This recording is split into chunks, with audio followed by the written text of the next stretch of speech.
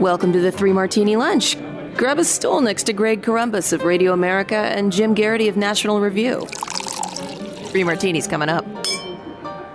Hey, really glad you're with us for the Thursday edition of the Three Martini Lunch. Good, bad, and crazy martinis for you today as usual. And Jim, you were out a little bit under the weather when we talked about this story originally with Andy McCarthy several days ago. But President Biden, not that long ago, decided to put a pause on liquefied natural gas exports to certain countries, essentially out of climate concerns, which really smacked as insincere. It was kind of a giveaway to his environmental friends, especially since natural gas is the cleanest burning of the traditional fossil fuels. And so there were a lot of howls of criticism from the right, of course, as you would expect, from an energy perspective, from an economic perspective.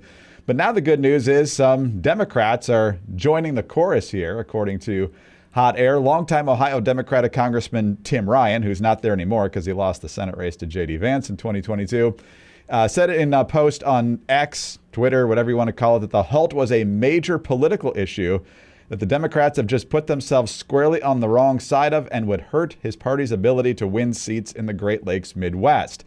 Hot Air goes on to say, and this is written by Selena Zito, Pennsylvania Senators John Fetterman and Bob Casey Jr. also said in a joint statement to the Washington Examiner that as senators who represent the second largest natural gas producing state, they were going to push Biden to undo his decision, saying, quote, this industry has created good paying energy jobs in towns and communities across the Commonwealth and has played a critical role in promoting U.S. energy independence.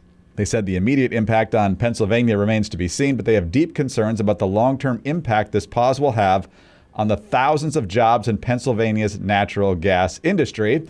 Former Louisiana Senator Mary Landrieu is now a lobbyist, big shock, says this is bad for the president politically, economic-wise, and even his climate initiatives because natural gas, she says if there's going to be a transition to renewables, natural gas is the cleanest way to do it. So again, John Fetterman finds himself on the right side of an issue.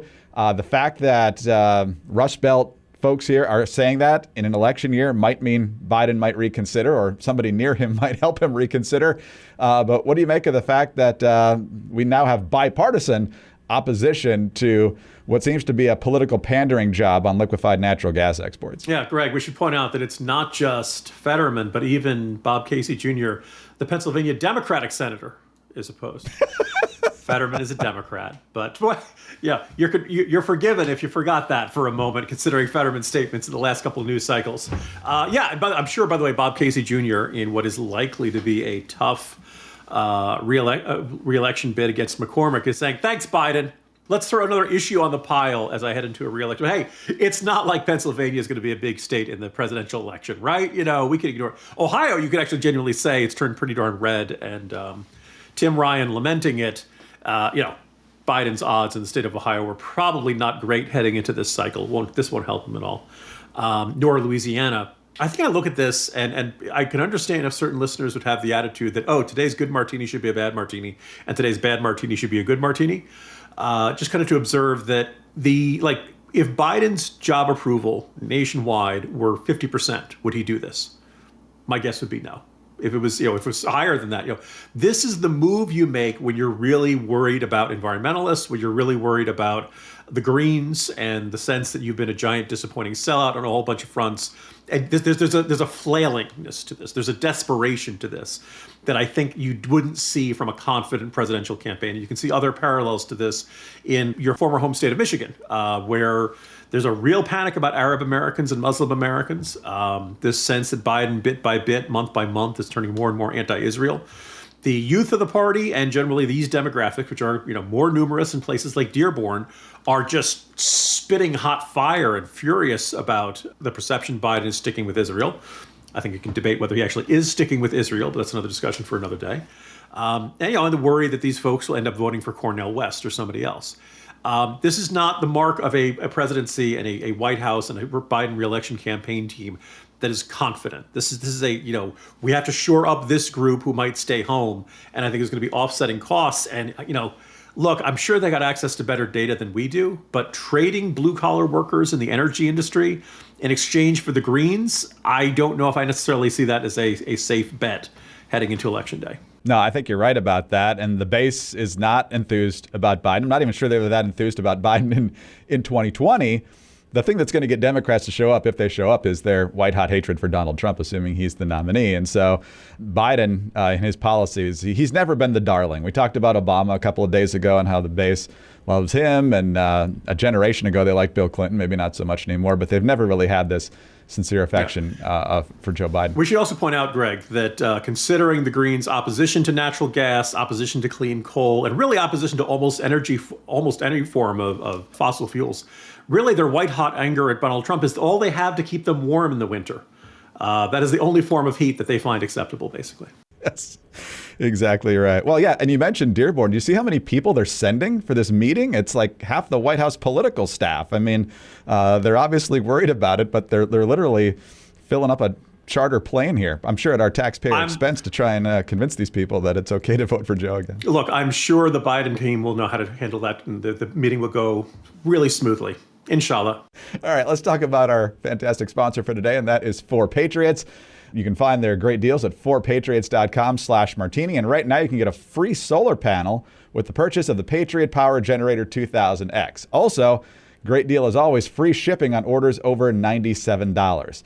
Look, the Patriot Power Generator 2000X, worth its weight in gold because it has double the capacity and it's expandable so you can run the big appliances when your power goes out. Fridge, freezer, medical devices, and more. Comes with 12 outlets, including 4 AC to power more devices at once, plus 2 USB-C outlets that can charge your phone 20 times faster than a regular plug. But also on the website, great deals. Get them before they're gone. You can save on Heartland's finest powdered milk kit, the scrambled egg kit, the plant-based protein survival food kit, and butter powder. Visit 4patriots.com/martini to get your Patriot Power Generator 2000X with the free solar panel included. Plus, get free shipping on orders over $97. Save more and get peace of mind now by going to the number 4patriots.com/martini. That's 4patriots.com/martini. All right, Jim, on to our bad martini now. And the immigration fight continues. The Democrats and their allies in the media claiming that they basically gave away the store to the Republicans, gave them everything they wanted because they didn't give them blanket amnesty, I guess, in order to get the Ukraine funding that they wanted. And now they're very, very upset with the Republicans for not going along with this. So yesterday on MSNBC, it was the meeting of the Chris's. Chris Hayes had Democrat Chris Murphy of Connecticut on. Murphy was one of the negotiators on this bill, along with Langford and Kirsten Sinema, and apparently Mitch McConnell, because Chris Murphy says McConnell was very involved in this. But nonetheless, Hayes basically puts that premise out there that, hey, you guys basically gave the Republicans almost everything they wanted on this bill, and they still walked away from it. And Murphy admits something in terms of the illegals in this country that I'm not sure he wanted to admit, but it's very telling. Take a listen. The negotiation didn't have a path to citizenship. It was entirely on their terms in order to get Ukraine funding, right? Well, I mean, Chris, that's been a failed play for 20 years. So You are right that has been the Democratic strategy for 30 years, maybe. And it has failed to deliver for the people we care about most, the undocumented Americans that are in this country. Shouldn't the people you care about most, Jim, be the people you represent, the people who are citizens, the people who are voters? Kind of maybe giving away the long-term game plan from Chris Murphy when he says the most important people to him are the undocumented Americans. Greg, I'm about to turn into that Dave Chappelle gif that's going around out there. Well, you hate to see it, but more importantly, you love to see it, because this quote is going to show up in Republican campaign ads, I suspect, later this year. This is going to go far and wide because, he just blurts it out. The idea, like, the people we care about the most are the undocumented. Really? Really? That's who you care? Please send that to every constituent of Senator Murphy and say, who should you care about the most? And I like, it's a very revealing statement because, like, we can look at those who enter this country. And no, they're not all rapists. They're not all drug dealers. They're not all gang members. There are people who come into this country who could become good Americans. there's just this big glaring problem that their first thing they've done in America is break the law by entering illegally. Could they grow up to be valedictorians? Could they grow up to be good citizens? Yes, they're capable of it. But they've begun with a fairly consequential mistake. And most people would say, well, we can't give these people a reward of a path to citizenship or citizenship because they cut in line ahead of everybody who's doing it the right way. And, look, this process is very long and arduous and a lot of paperwork. Got to take the citizenship test and all that. It's a Megillah. But if you say to these people, well, you show up, you become an American, you basically are telling everybody else you're a sucker for following the rules. You're a sucker for following the laws. The laws don't really mean anything, right? Having sympathy for these people and wanting to at least have the best of them and to say, okay, maybe some of you can become good Americans, or maybe some of you are just here to work and we actually need these people to work in picking fruit or some other kind of work that the Americans genuinely aren't going to do, which, by the way, I don't think there are that many jobs that Americans aren't willing to do. But there's a scenario with that. But you can't say this is our top priority. You can't say that these people are more important than American citizenship. And if this attitude is to be an American, all you got to do is show up here. Well, then you're devaluing the citizenship of everyone who's got natural born citizenship rights, or those who actually did the work and became citizens. And so this idea of not seeing any distinction there and feeling that there's somehow something immoral or wrong about drawing a distinction between a U.S. citizen and somebody who's entered the country illegally, what's the point of citizenship then? And by the way, notice there's not another country on this earth. I lived in Turkey for 2 years. I was an American citizen the entire time. There was not even the slightest hint of me becoming a Turkish citizen when you're doing that. If you move to France, you don't become French, right? There's nothing but just showing up. Congratulations, you're now a citizen of this place. But that is the philosophy at work in the likes of Chris Murphy. And when he says, these are the people we care about the most, please run on that. Please make that the central message of Democrats in 2024. Please don't throw me into that briar patch, because I think it would work out quite well for Republicans. Chris Murphy, thanks for stepping on the rake. We appreciate that, and I think it's going to pay off big time. Does our border have turnstiles and velvet ropes? It's the Watchdog on Wall Street podcast with Chris Markowski. Every day, Chris helps unpack the connection between politics and the economy and how it affects your wallet. Some Republicans are touting a bill with a limit of 5,000 migrants per day. That's still 1.8 million per year. An amusement park doesn't let more people in when it hits capacity. Whether it's happening in D.C. or down on Wall Street, it's affecting you financially. Be informed. Check out the Watchdog on Wall Street podcast with Chris Markowski on Apple, Spotify, or wherever you get your podcast. All right, Jim, on to our crazy martini now. And we've certainly talked about Joe Biden's mental decline on a number of occasions, but we seem to have an avalanche of evidence of it right now in a couple different ways. First of all, this was just the other day when he was making his claim that if it's the Republicans' fault that the border's not secure and that sort of thing. He was also asked about the situation with Israel and Hamas and whether there was progress. I don't know if this was towards hostage releases or ceasefires or what have you. Here's Joe Biden apparently trying to explain where things stand with that. There is some movement, and I don't want to,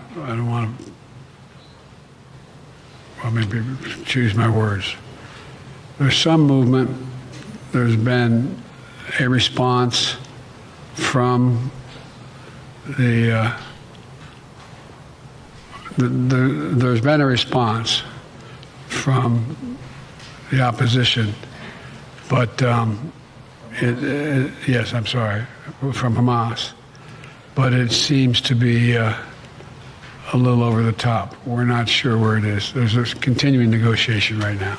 Oh, but that's not all, because apparently Joe Biden has been having conversations with world leaders who have been dead for quite some time. He keeps telling the story at fundraisers and elsewhere about a meeting he had. It's either at a G7 or a NATO summit. I think it actually was G7, although they're not the same thing, although he pretends here that they are, where he had a meeting with Francois Mitterrand in 2021, the one-time president of France. Here's how he tells the story. Right after I was elected, I went to what they call a G7 meeting, all the NATO leaders. It was in the south of England. And I sat down and I said, America's back. And Mitterrand from France looked at me and said, you know, how long are you back for? gosh, he could barely even get out the line. Francois Mitterrand died in 1996. That's not the only instance of this. Jackie Heinrich of Fox News, apparently the pool reporter for a couple of Biden fundraisers. This is just yesterday, where he twice cited Helmut Kohl being the leader of Germany at that same story in 2021. Helmut Kohl died in 2017 and hadn't been the chancellor of Germany since at least the mid-90s, right? Because he was there for the German unification in 1990. He was sitting next to Reagan at the Berlin Wall speech in 1987, and twice he names Helmut Kohl. So, Jim, this is chilling because, he's thinking about leaders that were there 30, 40 years ago, which maybe his brain is telling him is the case here. But the way Jackie Heinrich explains it in her post is another slip at Biden's fundraisers tonight. And, if it happens once in a while, it happens to all of us, that's a slip. When it happens repeatedly, twice in the same day, and people who have been dead for a number of years, yikes. Yeah. First of all, I will begin with that. I had not heard until you played it, the audio of Biden just struggling to remember the name Hamas. It's kind of been in the news a lot lately. It's not like this is an obscure, Golden Dawn, Provo Front, long forgotten terrorist group there. On the second one, I could almost forgive the Mitterrand Macron. You can just kind of picture the filing cabinet of Biden's mind, and it's got French leaders named M. And he reaches it, and but yeah, like you point out, Mitterrand died in the 90s. Like this is, this has been a long time ago. And finally, on that last one, it's much tougher to forgive or hand wave away mixing up Helmut Kohl with Angela Merkel, not even the same gender. And I'm just going to point out Helmut Kohl, listeners may or may not have a mental image jumping to their head when they hear that name. Helmut Kohl could start as an offensive lineman for a whole bunch of NFL teams. He is, as John Matt, he's just a big old guy. And Helmut, just a stocky, giant German man. And Merkel is not that. And I think if I were Angela Merkel, I'd be a little offended. Like, really? You mistook me for that guy? So first of all, this is happening, as you noted, like several times a day now. And we all, you go back to this podcast, I'm sure I have mistakenly said one person when I meant another plenty of times. Listeners, you don't know how many times Greg corrects me and we edit that out. So yes, it's a human trait and it happens. But we're counting down the days until the next Super Bowl. Biden is not doing the traditional Super Bowl interview that the president does. I think it was started with Reagan in the '85 Bears back then. And it doesn't happen every single year, but 115 million people watched the Super Bowl last time. They aired this during the pregame show. It's tens of millions of people. Why would a president not want to address that audience? And the explanation from the Biden team was, the interviews have gotten more political. Oh, really? Well, you're the president of the United States. You really should be in a position where you can handle some political questions. And then also the idea of, Americans just want to watch the game. Oh, now we just want to watch the game? I've had, over political and ideological messages shoved down my throat for the past decade, but now we don't want to bring politics into it? Oh, okay. No, I think what is most likely here is that if you did have the Biden interview, he would probably talk about how he just congratulated Johnny Unitas on the victory, and they were just chatting the other day, and that Madden was over at the White House, and all that stuff. Biden would remember things that didn't happen. He'd probably tell a story about how he threw 3 touchdowns at a Super Bowl that nobody gives him credit for the Delaware Blue Hens, and all of it, there's that. Or the other possibility, and we've mentioned on this podcast, he didn't do addresses to the nation after the bombing of the Houthis or after the bombing of these targets in Iraq and Syria of Iranian proxy groups.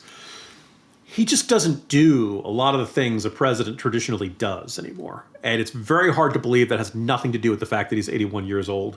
And when he starts telling these stories, he was never the most focused speaker to begin with, and you never knew when you were going to get a story about corn pop or something like that. But this is a sign that he's very much like an elderly parent or grandparent, and he's going to talk about whatever pops into his mind.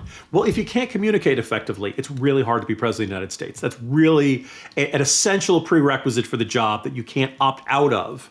And so as I concluded today's Morning Jolt, people say, how's Biden going to be able to handle the job over the next 5 years? Look, he can't handle the job now. It's straight. If he could do these interviews, he'd be doing these interviews. If he could remember who the leaders of Europe were, he'd be saying the right ones. He can't. This is who he is. Good luck, America. He's told that story a million times, so you'd think by now he'd have the names down if he was capable of having the names down. So, if he's watched ever an episode of Married with Children, he's going to tell people he scored 4 touchdowns in the city championship game. We're using this funny example, but he really does love to tell stories about hitting a home run in a congressional softball game that nobody has any record of. And like this, and deers don't wear Kevlar. He always likes to tell that story too. Mr. President, never heard that one before. We chuckle a little bit, but it's the guy in the Oval Office who can't get this stuff straight. It's getting less and less funny every day. So, Jim, have a great day. We'll see you tomorrow. It's finally Friday tomorrow. See you tomorrow, Greg. Jim Garrity, National Review. I'm Greg Corombos of Radio America. Thanks for being with us today. Do subscribe to our podcast, please. Tell your friends about us as well. Also, thank you for your 5-star ratings and your kind reviews. Please keep those coming. Get us on your home devices. All you have to say is play 3 Martini Lunch podcast. Follow us both on X. He's at Jim Garrity. I'm at Dateline_DC. Have a great Thursday, and please join us on Friday for the next 3 Martini Lunch.